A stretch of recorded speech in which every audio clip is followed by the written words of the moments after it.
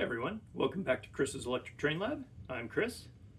I just recently finished rebuilding the Scale-Craft Flatcar, and I wanted to enjoy my hard work and run around on the layout just a little bit. So that's what this video is going to be. As you can see, it's a fantasy paint scheme, but it was intended to match this Hot Wheels car, which I also repainted. The car itself is not a fantasy car.